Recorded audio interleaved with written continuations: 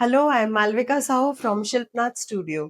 हमारे एक बहुत ही खास क्लाइंट हैं जिनकी 25th वेडिंग एनिवर्सरी थी और उन्होंने इस मौके पे फिर से एक बार वरमाला एक्सचेंज करी जैसे कि 25 साल पहले की थी। वही वरमाला हमारे पास आई है प्रिजर्वेशन के लिए। आप देख सकते हैं थोड़ा सा लेट हो गए थे वो, तो वरमाला जरा 2 दिन पुरानी हो गई है। इस तरह वरमाला एक हमारे पास आई है प्रिजर्व करने के लिए। दोनों वरमाला भेजी है उन्होंने।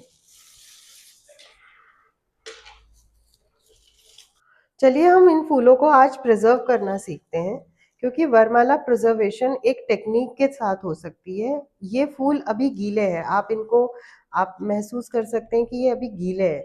कुछ फूल क्योंकि 2 दिन पुराने हैं तो इनका डिकलराइजेशन हो गया है। तो हमें इनको देखना है कि हम इसको किस तरह से बेस्ट वे में प्रिजर्व करें और उसको ब्यूटीफुली प्रेजेंट करें। फूलों का हार नहीं है, बल्कि 25 इयर्स के प्यार, साथ और यादों का सिंबल है। हमें बहुत सावधानी और प्रोफेशनल तरीके से इन्हें सुरक्षित करना है ताकि मेमोरीज को उसी तरह से प्रेजेंट प्रिजर्व कर सके जिस तरह वो डिजर्व करते हैं। ये सिलिकॉन ग्रैनुल्स वही ग्रैनुल्स हैं जो पैकेट के रूप में आपके वैक्यूम बॉटल्स और बहुत सारी चीज़ों में आपने छोटे छोटे पैकेट्स देखे होंगे। ये वही ग्रैनुल्स हैं।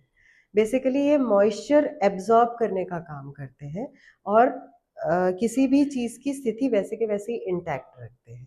ये रिचार्जेबल होते हैं।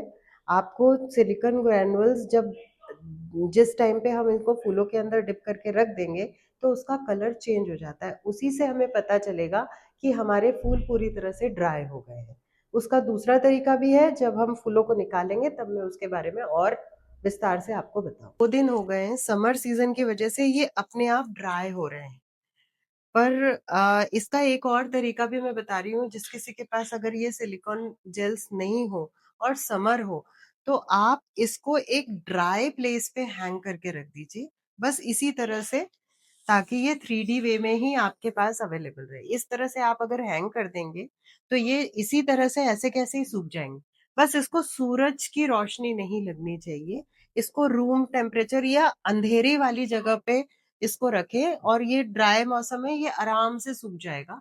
तो इसको हम ऐसे कैसे ही यूज कर पाएंगे। इसमें से हमें कुछ फ्लावर्स जो हैं वो आपको देख के लग रहा है कि ये फ्लावर तो बहुत बहुत ड्राई भी हो गया है और इसका ओरिजिनल शेप जो है वो डिस्टॉर्ट हो गया है।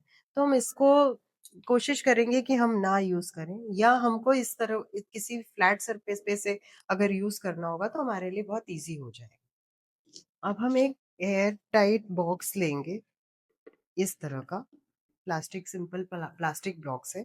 उसको बॉक्स को लेके मैं इसके अंदर ये एक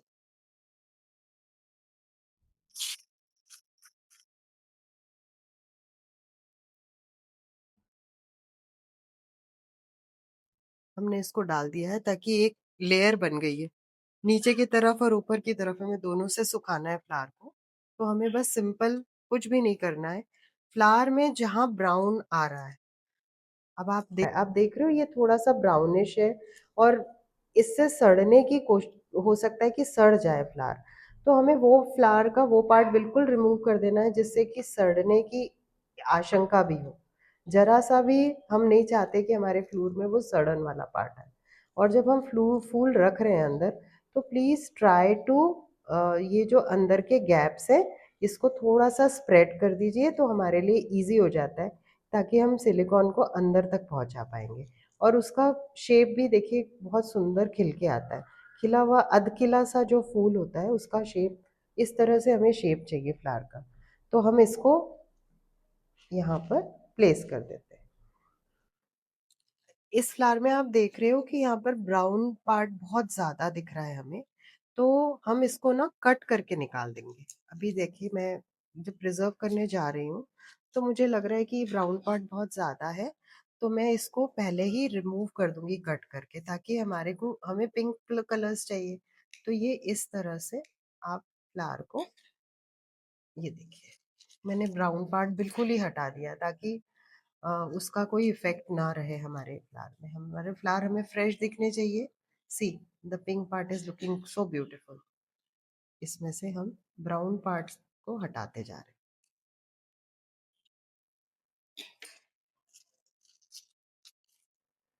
ये देखिए, फ्रेश फ्लावर का दिखने लग गया ये वापस से। अब हम इसको ऐसे के ऐसे ही यहाँ रख। हमारे क्लाइंट को ये गुच्छा ऐसे के ऐसे ही चाहिए अपने प्लेसमेंट में, तो हम इसको कुछ भी नहीं कर रहे हैं। ये बिल्कुल सही है, देखिए इसमें ब्राउन्स भी नहीं है, कुछ भी नहीं है, एंड गुच्छा एज इट इज़ है, तो हमें कुछ करने की ज़रूरत ही नहीं है। हम सीधे के सीधे इस गुच्छे को ऐसे के ऐसे ही यहाँ पर प्लेस कर देते हैं, क्योंकि मोतियों को कुछ होगा नहीं, वो ऑलरेडी ड्राइड रहते हैं, और आपके ये फ्लावर्स हैं ये अपने आप ठीक हो जाएंगे।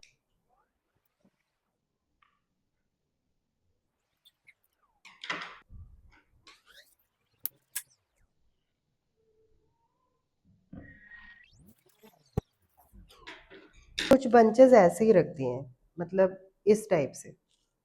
It is easier that way. मुझे प्लेस करना होगा तब प्लेसमेंट के टाइम पे हम बहुत सारी चीज़ें कर पाएंगे। अब जैसे हमने सब रख दिया है, इसके बीच में हमारा ये चला जाए। हमारी पूरी कोशिश है कि ये इसी के अंदर ऐसा चला जाए, ताकि इसका कलर और अंदर तक इसमें जो ड्राई हम चाह रहे हैं वैसा ड्राई हो जाए अंदर तक।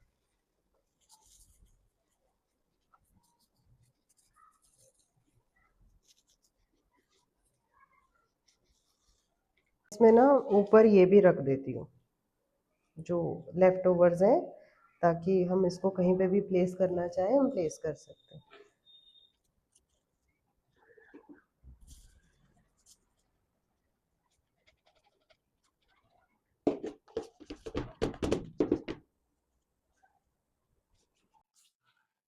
ये अब हम पूरे बॉक्स को सील करके रख देंगे, और 48 आवर्स टू 72 आवर्स हमें लगेंगे इसको, बॉक्स को अनबॉक्स करके आपको मैं दिखाऊंगी कि ये ड्राई होने के बाद कैसा दिख रहा है।